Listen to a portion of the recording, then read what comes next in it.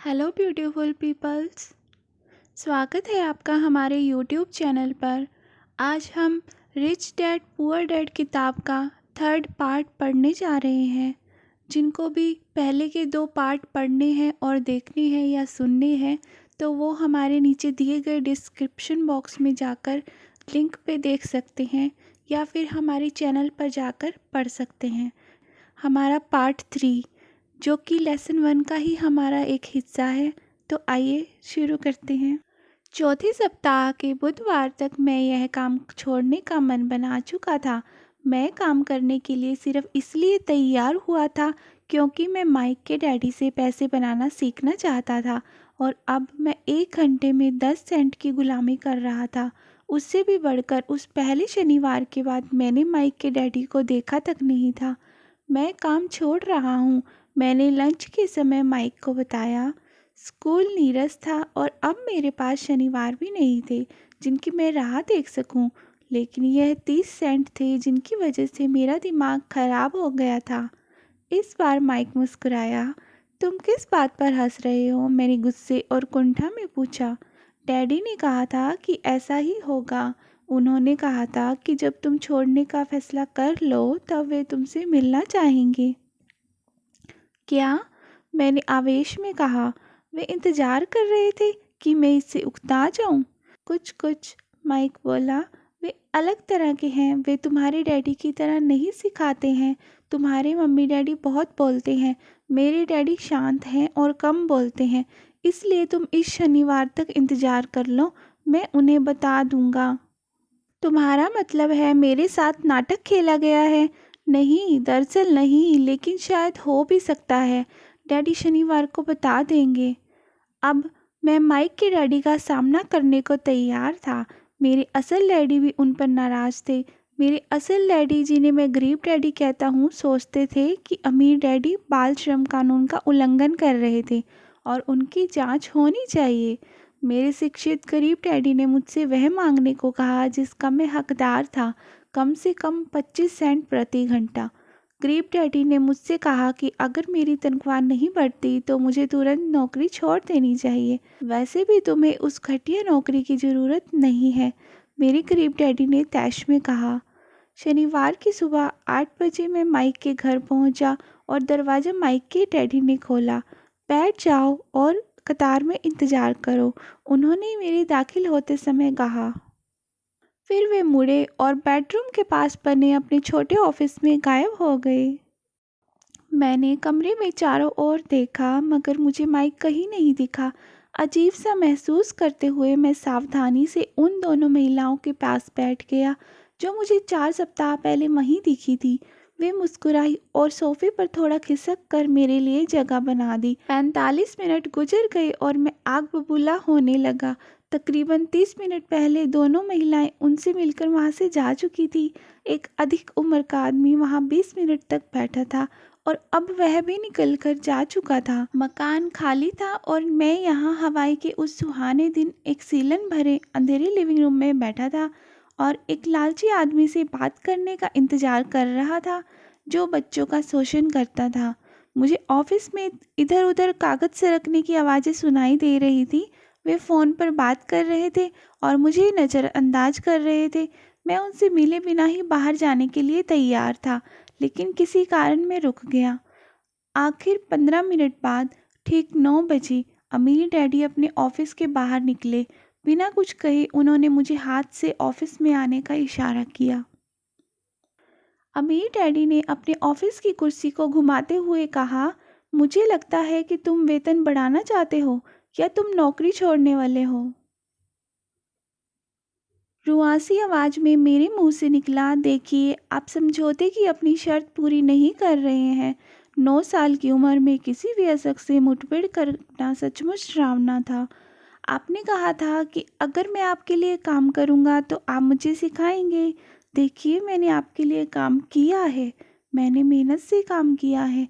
आपकी खातिर काम करने के लिए मैंने अपने बेसबॉल मैचों की कुर्बानी दी है, लेकिन आपने अपना वादा नहीं निभाया और मुझे कुछ भी नहीं सिखाया।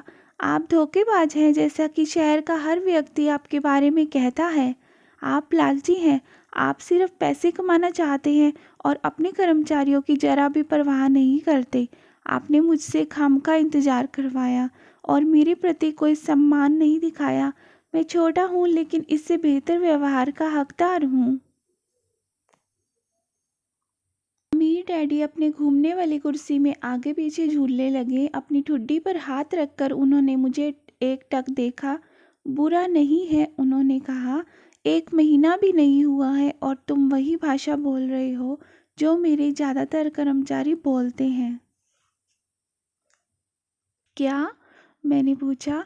मैं समझ नहीं पाया कि वो क्या कह रहे थे, इसलिए मैंने अपना दुखड़ा जारी रखा। मैंने सोचा था कि आप अपना वादा निभाएंगे और मुझे सिखाएंगे। इसकी बजाय आप मुझ पर अत्याचार कर रहे हैं। यह जुल्म है, सरासर जुल्म है। मैं तुम्हें सिखा रहा हूँ, मम्मी डैडी ने धीमे स्वर में कहा।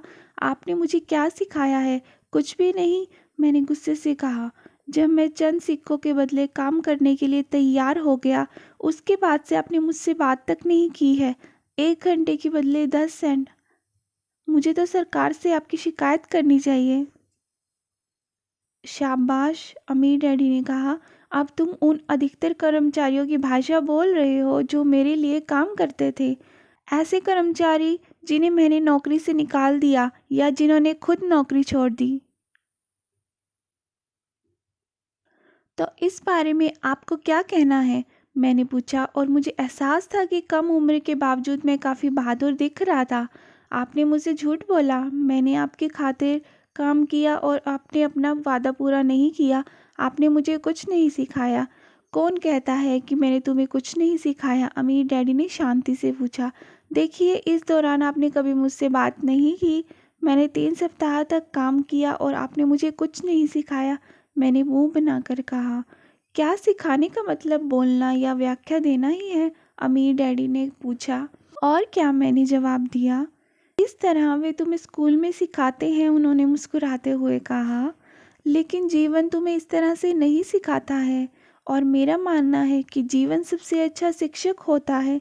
अधिकतर समय जीवन आपसे बात नहीं करता है, यह आपको एक तरह से धक्का देता है। हर धक्के के साथ मानो जीवन कहता है, जाग जाओ। कोई चीज़ है जो मैं तुम्हें सिखाना चाहता हूँ।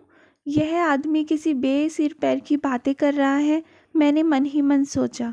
जीवन मुझे धक्का दे रहा है, यानी वह मुझसे बात कर रहा है। अब मैं जान गया था कि मुझे अपनी नौकरी हर हाल में छोड़ देनी चाहिए। मैं एक ऐसे आदमी से बात कर रहा था जिसे हवालात में बंद करने की ज़रूरत थी। अगर तुम जीवन के सबक सीखते हो तो इससे तुम्हें बहुत फ़ायदा होगा। अगर नहीं सीखोगे तो जीवन तुम्हें बस चारों तरफ धक्का देता रहेगा। लोग 2 चीज़ें करते हैं, कुछ लोग जीवन के धक्के खाते रहते हैं, दूसरे नाराज़ होते हैं और पलट कर धक्का देते हैं। लेकिन वे अपने बॉस या अपनी नौकरी या अपने पति या अपनी पत्नी के खिलाफ अपना गुस्सा निकालते हैं। वे नहीं जानते हैं कि यह जीवन है जो उन्हें धक्का दे रहा है। मुझे पता नहीं था कि वे किस बारे में बोल रहे थे। जीवन हम सभी को धक्का मारता है। कुछ लोग हार मान लेते हैं और जूझते हैं, कुछ लोग सबक सीख लेते हैं और आगे बढ़ जाते हैं। वे जीवन के धक्कों का स्वागत करते हैं। इन गिने चुने लोगों के लिए इसका मतलब यह होता है कि उन्हें कुछ सीखने की ज़रूरत है और उन्हें कुछ सीख लेना चाहिए। वे सीख लेते हैं और आगे बढ़ जाते हैं। ज़्यादातर लोग छोड़ देते हैं और कुछ लोग तुम्हारी तरह लड़ते भी हैं।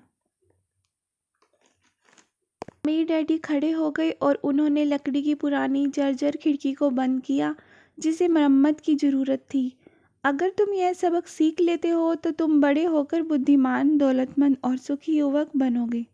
अगर तुम नहीं सीखते हो तो तुम जिंदगी भर अपनी समस्याओं के लिए अपनी नौकरी, कम तनख्वाह या बॉस को दोष देते रहोगे। तुम जीवन भर उस बड़े मौके की उम्मीद करते रहोगे जो आकर तुम्हारी तमाम आर्थिक समस्याओं को हल कर देगा। अमीर डैडी ने यह देखने के लिए मेरी तरफ देखा कि क्या मैं उनकी बात सुन रहा था और उनकी आंखें मेरी नज़रों से मिली। हम एक दूसरे को एकटक देखते रहे। मैं जान गया कि उनकी बात सही थी। मैं उन्हें दोष दे रहा था जबकि सीखने का आग्रह मैंने खुद किया था। मैं जूझ रहा था। अमीर डैडी ने आगे कहा, अगर तुम इस तरह के इंसान हो जिसमें जरा भी हिम्मत नहीं है तो जीवन की हर थपेड़े, हर धक्के के सामने तुम हार मान लोगे। अगर तुम इस तरह के इंसान हो तो तुम जिंदगी भर सुरक्षित तरीके से खेलते रहोगे, सही चीज़ें करोगे और किसी ऐसे वक्त का इंतज़ार करोगे जो कभी आएगा ही नहीं। फिर तुम एक नीरस बूढ़े आदमी की तरह मर जाओगे। तुम्हारे बहुत से दोस्त तुम्हें सचमुच पसंद करते होंगे क्योंकि तुम बहुत अच्छे मेहनती इंसान थे, लेकिन सच तो यह है कि तुमने जीवन के धक्कों के आगे घुटने टेक दिए थे। दिल की गहराई में तुम जोखिम लेने से थर्राते थे। तुम दरअसल जीतना चाहते थे, लेकिन हारने का डर जीतने के रोमांच से ज़्यादा ताकतवर साबित हुआ। दिल की गहराई में तुम्हें और सिर्फ तुम्हें ही यह बात पता रहेगी कि तुमने कभी जीतने की कोशिश ही नहीं की। तुमने सुरक्षित तरीके से खेलने का विकल्प चुना। हमारी नज़रें एक बार फिर मिली। मैंने पूछा, तो आप मुझे धक्का दे रहे थे? कुछ लोग ऐसा कह सकते हैं, अमीर डैडी मुस्कुराए। मैं तो कहूँगा कि मैंने तुम्हें जीवन का स्वाद चखाया है। जीवन का कैसा स्वाद? मैंने पूछा। हालांकि मैं अभी भी नाराज था, लेकिन अब मैं जिज्ञासु और सीखने के लिए तैयार भी था। तुम दोनों लड़के पहले इंसान हो जिन्होंने मुझसे पैसा बनाने की कला सीखने का आग्रह किया है। मेरे 150 से ज़्यादा कर्मचारी हैं, परंतु उनमें से एक ने भी मुझसे धन संबंधी ज्ञान नहीं मांगा। वे मुझसे नौकरी और तनख्वाह मांगते हैं, लेकिन पैसे बनाने की कला सिखाने को कभी नहीं कहते। इसलिए ज़्यादातर लोग अपनी ज़िंदगी के सबसे बेहतरीन साल पैसे की खातिर काम करने में गुजार देते हैं और अंत तक कभी समझ ही नहीं पाएंगे कि दरअसल वे किस चीज़ के लिए काम कर रहे हैं। मैं बैठा बैठा गौर से सुनता रहा। तो जब माइक ने मुझे बताया कि तुम यह सीखना चाहते हो कि पैसा कैसे बनाया जाता है, तो मैंने ऐसा पाठ्यक्रम बनाने का निर्णय लिया जो असल जीवन का प्रतिबिंब हो।